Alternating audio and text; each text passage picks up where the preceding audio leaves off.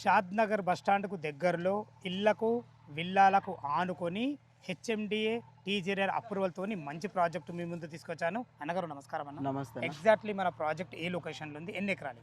ఇది షాద్ నగర్ టౌన్లో ఉందన్న ప్రాజెక్టు. షాద్ నగర్ ఇప్పుడు కొత్తగా ఎక్స్టెన్షన్ అవుతున్న టౌన్కి ఆనుకొని ఉంటుంది ఈ project.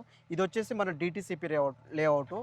DTCP layout first phase కింద 20,000, ఇప్పుడు దీనికి ఫేజ్ 2 కింద వస్తుంది హెచ్ఎండి లేఅవుట్, అంటే అది 23,000. ఫస్ట్ ఫేజ్ 1 లో కంప్లీట్ అయిపోయినాయి. ఆల్మోస్ట్ అన్ని కంప్లీట్ అన్న. ఒక్క ప్లాట్ కూడా లేదు. ఫేజ్ 2 ఉందో ఈ 9 ఎకరాల మనకు అవైలబిలిటీ ఉంది. East west south north east కూడా అవైలబిలిటీ ఉంది. దాంట్లో మీకు ఒక 160 ప్లాట్స్ వరకు అవైలబిలిటీ ఉంది. 9 ఎకరాలలో 160 వచ్చినాయి. ప్లాట్ల సైజ్ లెక్క నుంచి 150 నుంచి మీకు అప్ టు 500 వరకు కస్టమర్ రిక్వైర్మెంట్ బట్టి ఉంటుంది. ఓకే అన్న గారు, చుట్టుపక్కల లొకేషన్ హైలైట్స్ ఏంటి అసలు? లొకేషన్ తీసుకుంటే షాద్ నగర్ బస్ స్టాప్ నుంచి జస్ట్ 2 కిలోమీటర్ డిస్టెన్స్లో ఉంటుందన్న. రైల్వే స్టేషన్ 2.5 ఉంటుంది. NH 44 వచ్చేసి 2.5 ఉంటుందన్న.